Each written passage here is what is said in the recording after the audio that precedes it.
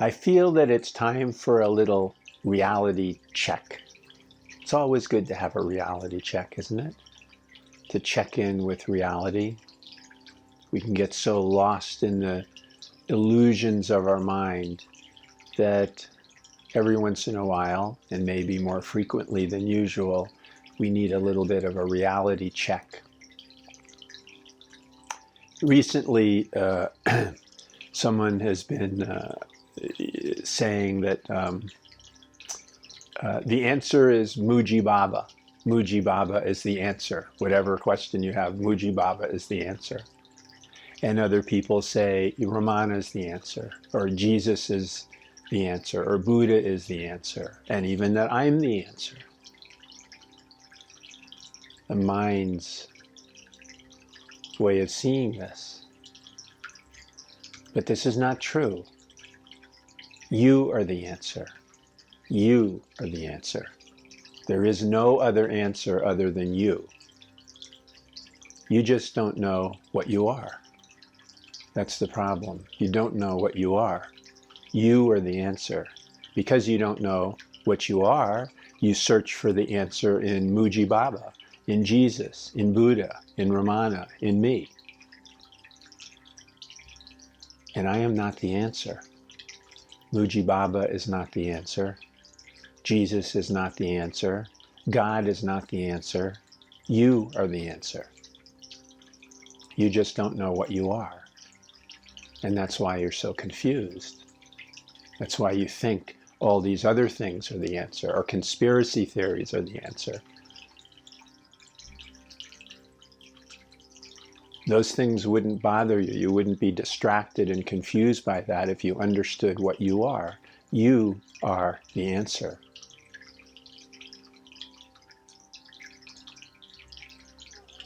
So let that sink in for a moment. Now, Muji Baba, Jesus, God, me, any awakened teacher is a better answer than your deluded thoughts are, for sure. It's better to go with that. But that's still relative because it's not true. You are the answer. Not your thoughts, not your knowledge, not what you think you are, not what you think the world is, not how you perceive the world, but you. Your very being is the answer. Low network connection. Well, I hope it gets better. You are the answer. Your very being, your very nature, your true nature is the answer. You are the answer. Oh, good. You are the answer. I'm getting some signals on Facebook that tell me that the connection is good or not good or whatever. So I hope this is projecting and recording and doing what it's supposed to do. This technology. Now, if we want to understand reality and we want to have a reality check, the first thing we need to look at is our thoughts. Because our thoughts are not reality. What we think the world is, how we perceive the world through our thoughts, everything that we see in the world that we think we know and understand, that is not reality. That's an illusion. That's a dream. That's Maya. That's samsara. And this is not just a spiritual teaching or a theory. This is absolute reality. Reality cannot be captured in a thought. So if you perceive the world through thoughts, you think you understand the world through your thoughts, you think you know who I am, who you are, what the world is, then you're living in a dream. Because you don't know. Your thoughts can't help you. They can't tell you. Reality is you. Reality is this very moment. How could you possibly understand what you are? How could you possibly understand what this moment is? How could you possibly understand what this world is? How could you possibly understand what I am? what Muji Baba is, who Jesus is, what Buddha is, what Ramana Maharshi is. How could you possibly understand this? It's beyond any mental understanding or concepts. You are beyond any possible mental understanding or concepts. And until you can fully accept that, until you can fully embrace that and realize that all your thoughts are just thoughts, all your knowledge are just thoughts, all your brilliant spiritual insights are just thoughts. That's it. They're just thoughts. They are not reality. Reality is always vastly more than even the most expansive thought you can have. Maybe an expansive thought may be, God is everything. All there is God. That's a pretty expansive thought, but it's still completely limited compared to reality. There is so much vastly more than that.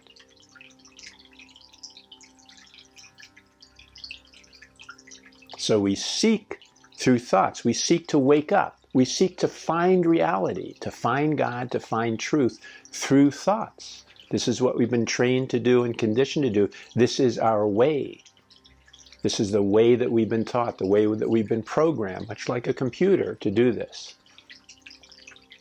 So it's challenging to break free of that, to break out of that little box of thought and realize once and for all that all my thoughts are just a thought. They're just thoughts. They are not reality. They cannot be reality. They cannot represent reality and even close to what reality is. They're just a vast distortion and limitation of reality. That's it. They're useful. We can use them, but don't mistake your thoughts for truth. Don't mistake your thoughts for reality. Don't mistake anyone's thoughts for reality, no matter who they are. Buddha, Jesus, me, Ramana, anybody. Don't mistake our thoughts for reality. They're all just thoughts. Our thoughts and your thoughts are just thoughts. A beautiful thought, God is love. God is all is God. There is nothing but God. It's a beautiful thought, but it's a thought. It's not reality. God is not reality. God is much more than the thought of God. Vastly, infinitely more than any thought of God. In fact, the thought of God has nothing to do with God at all. It's just a thought. The thought of you, the thought of I, me, mine, me, who I am, has nothing to do with who I am. The truth of who I am. Nothing to do with it at all. It's just a thought. So to have a reality check, how do we check reality? Well, first off, we have to let go of all our thoughts, because they can only interfere with reality. When we're free of all thoughts, what we sometimes call silence and stillness, meaning no thoughts, just a space absolutely clear of all thoughts, vast, like infinite, unbounded space. Reality, unbounded, limitless, completely infinite, limitless, beyond space and time, reality, which is not some mystical place far away. It's this moment. It's you. It's me. This is reality. It doesn't need a thought, and in fact, a thought only gets in the way of our direct experience of it. So we need to let go of thoughts, to let thoughts die down, to just put them away. And if we understand what thoughts are, that they're just a thought and can never be reality, no matter what kind of sacred cows our thoughts and beliefs are, for a moment just put them all down. Just let them all go and experience what this moment is. That cannot be reduced to a thought. It cannot be described in a thought. It cannot be described in words. It's beyond that completely.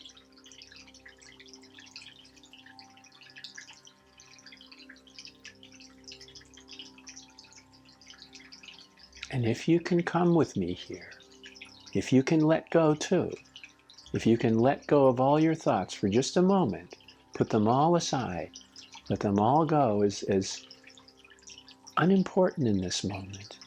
Because in this moment we want to feel reality, we want to wake up to reality. So thoughts can't help us with this. We need to put them aside. And what is this place where there are no questions anymore? There's no need of questions. And the answer is this moment. This answer is you. This answer is reality itself.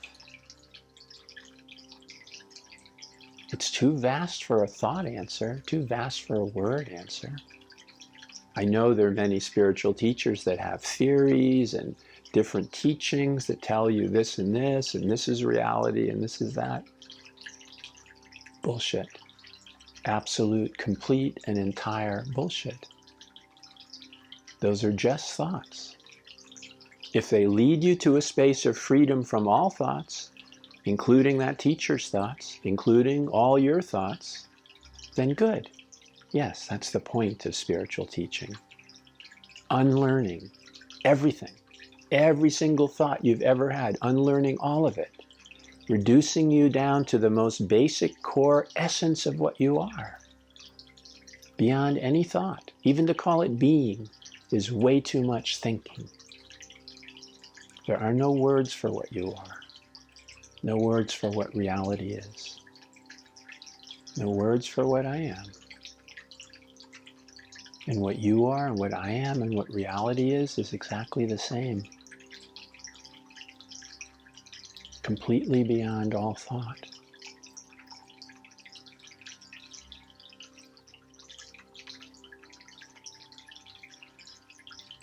So in some ways I apologize for using words because they trigger the thinking mechanism.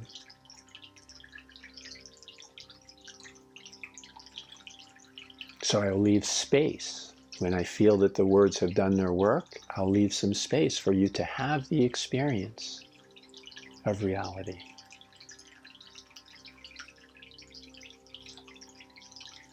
To have the experience of you.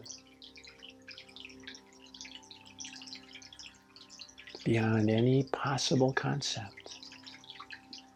Vast and unlimited, like space, like God. Boundless, conceptless, inconceivable.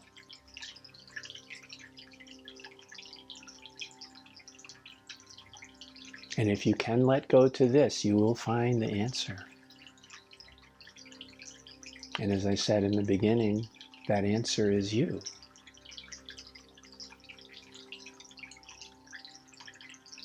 All Jesus, Buddha, Muji Baba, Ramana Maharshi, me, any spiritual teacher can do is lead you to this place where you discover reality yourself. It's the only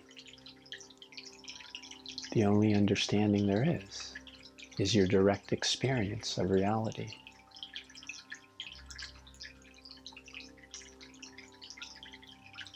And yes, it is wonderful. But if you have a thought about it, it just takes you away from it. It just takes you away from it. This is why enlightened teachers say if you move toward it, you move away from it. Why? Because it's you. It's your being. You don't want to move away from it. You want to move into it. You want to allow it to show you what it is. You want to stop resisting it.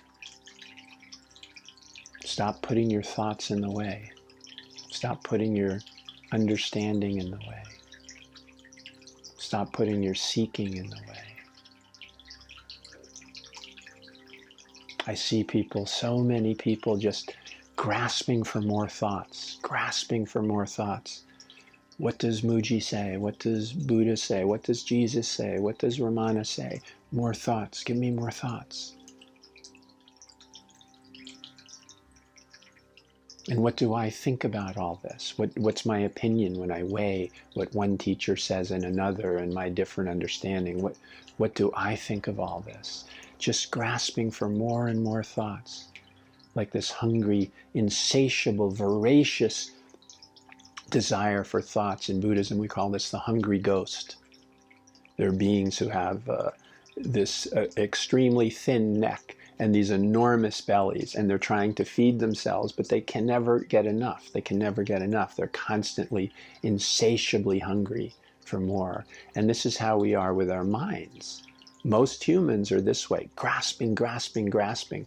Give me a new thought. Give me another thought. I want another thought. Oh, that thought agrees with me? Good. That thought doesn't agree with me?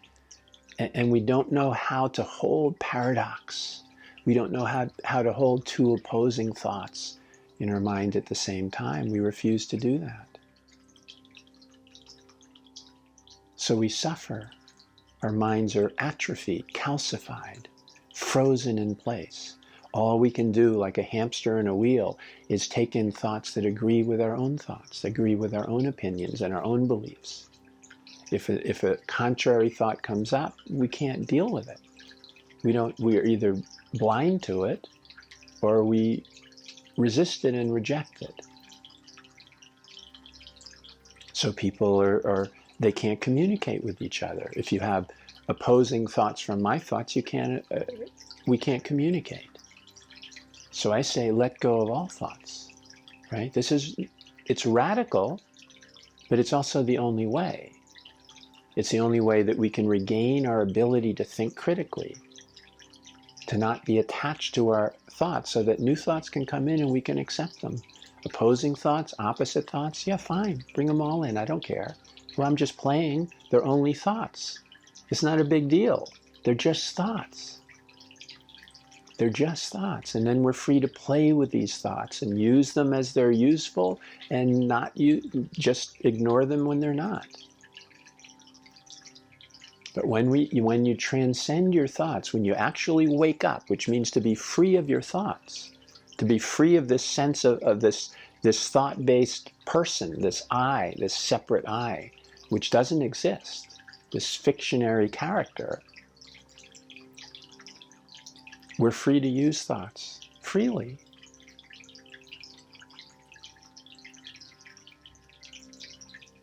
But we can't help but see the massive suffering that people's attachments to thoughts bring to them. And that's why we teach, isn't it? We want to help free beings from suffering because those beings are not separate from me. You are not separate from me. Your suffering is my suffering. Your joy is my joy. Your awakening is my awakening. There is no separation anywhere. And this is what fills us with this great compassion and love, that there is no separation. It's not a thought. It's a direct experience of reality. There is no separation. If there's no separation, what is there? Oneness? No. It's just another thought. There just isn't the illusion of separation. That's an illusion. What's left when there's no separation? Well, find out. You experience what there is. That's reality. You can only experience it. You cannot get it from my words or anyone's words. All these words can do is point you to an experience. If you can experience what it's like to be free of all thought, then you understand. Then you know what it's like to be awake, to be free,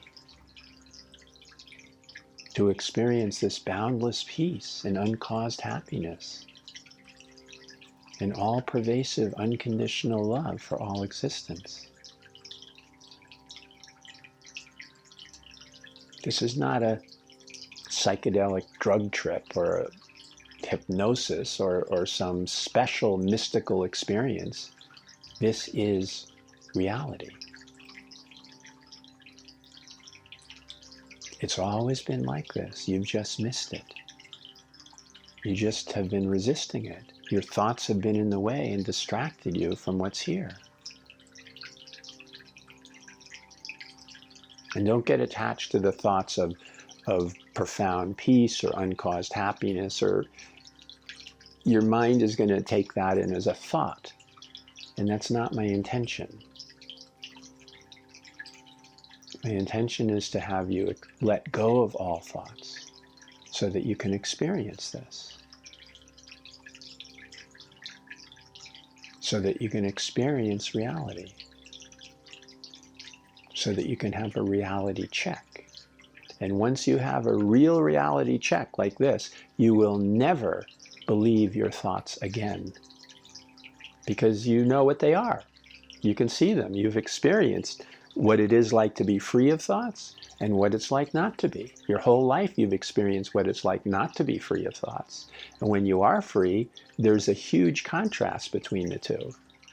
When you're free, suddenly all the suffering that you had, all the problems you had in your life are completely gone, and you realize have never actually existed. They're all just thoughts. The person that you've been developing and polishing and working to be better and do all this never existed. It was also just a thought. And what is here, what is real, cannot be made into a thought. It just can't. It's infinitely more than any thought could ever be. And it will always be like that. So then you're free. Now you're free. You can play with thoughts, use them as you will. Listen to other people's thoughts. See how other people believe in their thoughts and the limitations and suffering and ignorance that causes them. I really enjoy listening to Noam Chomsky because he's not attached to his thoughts. You may think he is. He's brilliant. And he has all this different facts about different things that he presents. But he's actually not attached to his thoughts. For him, he's playing with thoughts too. That's why he's still brilliant. He doesn't have an atrophied, calcified mind, even in his 90s. And I realized when I heard this interview with him recently, because he's not an awakened being, but he's just not attached to his thoughts. His mind is brilliant. So he knows critical thinking, and he believes in critical thinking, and he practices critical thinking. And I realized this when I heard this interview. Someone said, how do you promote your thoughts to your students? What do you do? And he said, that's the last thing I would ever want to do. Promoting thoughts is a manipulation and a terrible thing to do to people. I would never do that to my students. I want to teach my students critical thinking so they can prove me wrong. That's freedom. That's critical thinking. That's an ability to use thoughts and not be used by them. And that creates brilliance. Why? Because he's born brilliant? No, because he's not addicted and attached to his thoughts. That's why he's brilliant. Very few people in this world are not attached to their thoughts. Perhaps you've seen that. But he seems to be one of them, and it's a wonderful quality. Einstein was like that too. He wasn't attached to his thoughts. So he could play with them and allow new thoughts to keep coming in continuously, and not attached to any of them. Now, they weren't in the state of an awakened being who's completely free of all thoughts, who isn't attached to any in the slightest way, including the thought of I, me, mine, this personal self. Absolutely free. That's liberation, that's freedom, that's awakening. You will never find an awake being that's attached to a single thought that they have. That's a sign of being awake. If they're trying to promote their teaching to you, trying to promote this is the right way, this is the right way, this belief that I have, this theory that I have is truth, that's like elementary school spiritual understanding. Not even that. It's just you're still locked in ignorance, because you have to come to a point where you realize all these brilliant insights that you have, and you have enormous numbers of brilliant insights when you start becoming free, because you're open to so much. But eventually you have to let all of that go too, because those are still just thoughts. You're still just taking this infinite freedom and boundless space and trying to squeeze it into a thought. Yeah, something that's better than the other thoughts, sure, but it's still a thought. A brilliant, insightful thought is still a thought. You have to let that go too, till you just don't hold on to any thoughts. And then the insights keep coming, like rapidly all the time, but you don't care. It doesn't matter. You know, you may write a little thing down with it, but you're not holding on to it. As soon as it's gone, you let it go, because there's more coming. Holding on to your insight just means you can't get all the other ones that keep coming to you. You're blocking them by holding on to this one. Your knowledge is preventing you from learning, preventing you from real knowledge, preventing you from having all the stuff that's constantly coming in life. In every moment, life is brand new and bringing you enormous amounts of information, incredible amounts of learning is just constantly pouring through you. But if you're fixated and your mind is calcified and holding on to some belief or some belief in a thought, some attachment to your thoughts, you can't receive that.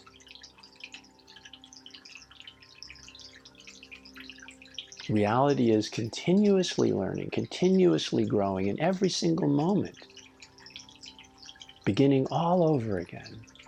You enter each moment as a newborn infant and are learning, and the next moment the same, the next moment the same. Continuously learning in every moment. Never taking anything that happened even a second ago, but holding on to that. Let it all go. Be what you are. Be alive. Be in this moment. Receive all of its bounteous gifts. Don't resist it by being attached to a thought, attached to a belief.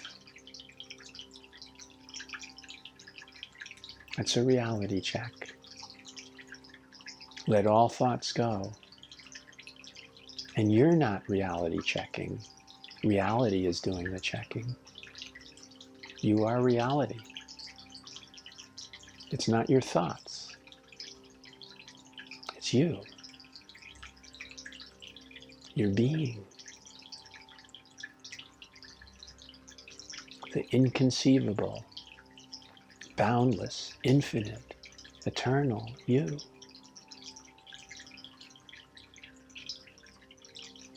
And I hope you can instantly throw those words away too. And let the transmission, the energy, the reality penetrate you. Not coming from me to you, not some energetic thing that I'm giving you, but the permission to be you, to let go of everything.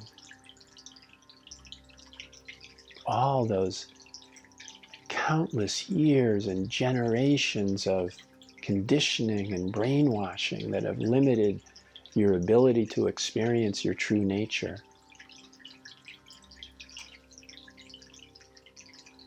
That all I ask is that you drop all of it.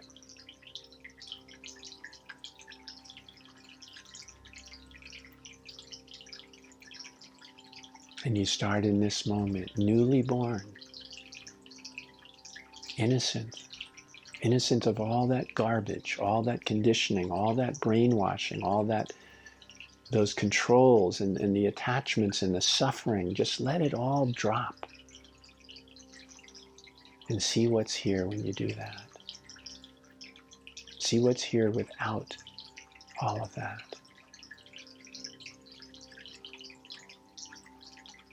Someone sent me a quote from Ramana Maharshi today that I shared on Facebook. And it was that a German student had come to him and said, I'm coming to you so that you can teach me. I'm coming to you for learning, so that I can learn from you. And Ramana Maharshi said, well, then you should go somewhere else, because we don't do learning here. This is unlearning. If you want to learn, go to a university. This university is the university of unlearning. You see, it's the university of unlearning. It's a university of dropping all those years of learning and knowledge and conditioning and thoughts and attachments and beliefs in everything, dropping all of it so that we can be present in this moment and let reality itself teach us. Let life itself teach us. This is such an incredible gift, an incredible blessing to be free enough to do this. And by your nature, you already are. So I only hope that you can just drop everything. As one of my teachers, Sansanim, the Korean Zen master, just said, put it all down, put it all down. That's what it means, put it all down. What does all mean? Everything.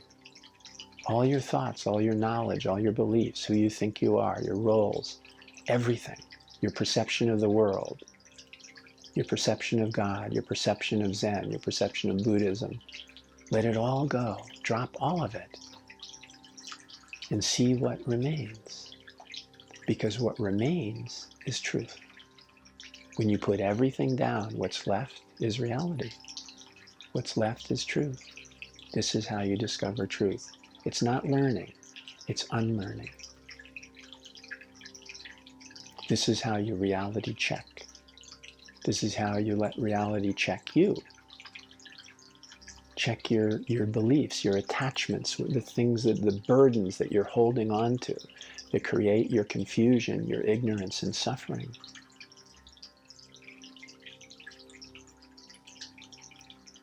People are probably offended to use the Buddhist term ignorance, because they think, I have like a PhD or 2 PhDs and I have studied this and I'm teaching meditation and I'm teaching Buddhism on a doctorate level at Harvard. How can you say I'm ignorant? Well, yeah, all you're teaching is ignorance. Who you think you are as a teacher is ignorance. It's all ignorance. It's all attachments to thoughts. That's ignorance. I'm sorry you have 2 PhDs. It's more unlearning that you need to do. It's harder to let that go because you're proud that you have 2 PhDs. You're proud that you're teaching about Buddhism or teaching about enlightenment. You're proud that you're a teacher. You're holding on to your teachings and your insights and the things you've gained and your students and the people who admire you. And the books that you've written, and you're holding on to all that. And I'm sorry. I'm sorry for that. I feel great compassion for you. But that is ignorance. You're holding on to your ignorance. Your primary ignorance is your belief and experience that you are a person, that you are a self. You believe this role. It's just conditioned. Yes, conditioned from birth. It's a lot of conditioning. But until you let it go, you can't be free. Until you let it go, you can't be awake. Until you let it go, you have no wisdom at all. You can quote every enlightened master in the world, but you have no wisdom. Only ignorance. Because the purpose of the enlightened master's teaching was only to give you, to bring you to this space of freedom, to bring you to this space of unlearning, to bring you to this space of complete and absolute not knowing of the mind, and absolute knowing of truth, absolute knowing of reality. Because this is what you are. When you know what you are, you know truth, you know reality. It's the same thing. You are not separate from reality. You're not separate from truth or life, or me or anything or anyone else.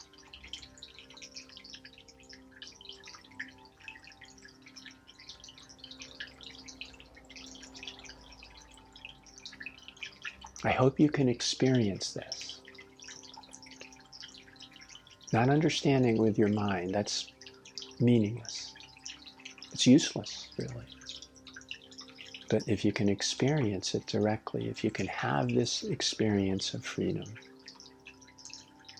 this experience of your true, boundless, infinite nature, that's all I ask. That's my true hope for you. That's why I do this. Because your waking up to your true nature is the greatest gift that you can give to the entire world, to the universe, to everyone you know, to your family, to everything, to everyone. There's no greater gift that you can give than your own awakened presence.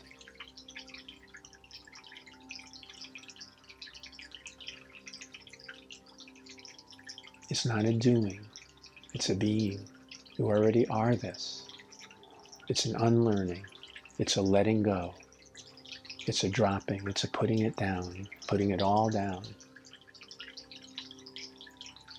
The burden of 1,000 thoughts that you're carrying on your back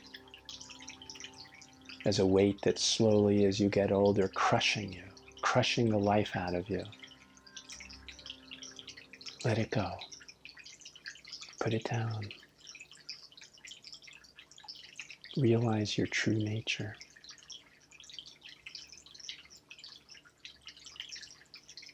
Come back to reality.